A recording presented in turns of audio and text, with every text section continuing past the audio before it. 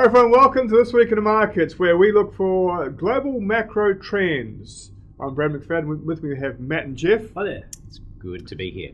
It's good to be here. I think it's good to be times here. times like this sort the men out from the boys, lads. What is this Syria thing? Is it a storm in a teacup, or is it the beginning of the abyss? I think it's too early to tell. For me personally, time in the market has taught me to be patient and not jump to conclusions and throw in the tea towel too quickly. Yep. For me, that means holding the line for now. So you're staying on the bullish side of the fence? Yes. I'm going to come out and declare my interest and maybe prove it wrong. Well, I had a look through the back end of the market yesterday, and couldn't really see any major movements or anything. So there's a little bit of a sell-off, but nothing major. We'll talk about that, and I think it's very, very critical. But look, we have a situation, from my perspective, in Syria. It's localized. It's a civil war in Syria.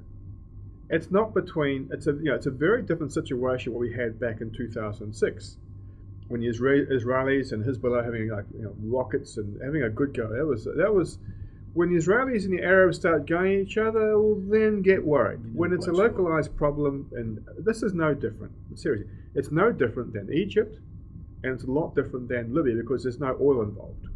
I mean, who cares about Syria? Quite frankly, as a country, obviously the people is a different story. So, a storm in a teacup. But that's my opinion. So what? Who cares? What's the market think? Let's have a look. Well, let's have a look. Let's go across to the chart you've got. So what are we looking at here? Well, this is called 2-year swap spreads.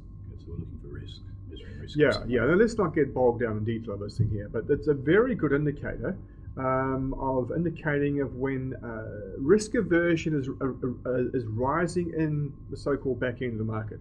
Okay, and I'm assuming that spike between yourself and Jeff is the GFC there. Correct. Now, the point I want to bring up is above your head, Matt. It's all back to front here, isn't it?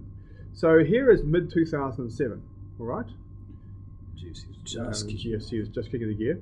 So you can see here, but this thing was clearly suggesting that there was a problem. Something was wrong. Something was wrong. And it wasn't showing up in the major market equity indices, like Dow and S&P. In fact, they peaked out in October 2007. Yeah. All right. Well, then, of course, we had so it was telling us problems. This was a flash crash. Now, the flash crash was a problem because it just occurred out of the blue. Bang. All right. All right. Well, okay. Fine. Black swan event. It was a nasty surprise, wasn't it? Nasty. It was a piece of work, wasn't it? Yeah. Jeez, it was a piece of work. Now, here is what happened in August 2011. You can see here how swap spreads were rising prior to the big blowout in the equity market. I was giving you some sort of warning. This sort of European-led crisis, wasn't it? Yeah, it is. Yeah. It is. Well, here it is. Here, it is doing, and this is my not point of contention, my whatever. There's the back end of the market in terms of looking at liquidity market is not suggesting any problems on the horizon. It is a storm in a teacup, and to me, this is the most important thing. Not my opinion, but what the market's telling me. So when you're making an assessment on the market, it's very important then to look at places where other people aren't really looking, but that do indicate a drying up of liquidity in the market. That's precisely it. And that is what this one measure of that liquidity is what this is showing us here. That's it.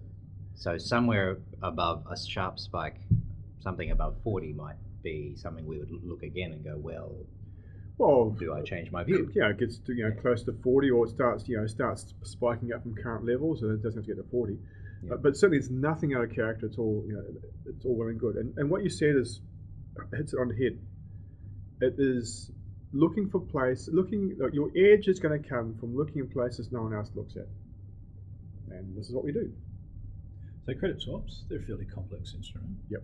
Is there something similar that consumers can have a look at? Yes, you can look at the performance of junk grade bonds relative to investment grade bonds. Okay, and you can get roughly the same thing. A bit more noisier, but roughly the same thing. And were we seeing anything there? No, or is it nothing. Nothing. All the same. All cool. There we go. So Syria, I'm a good old-fashioned storm in a teacup.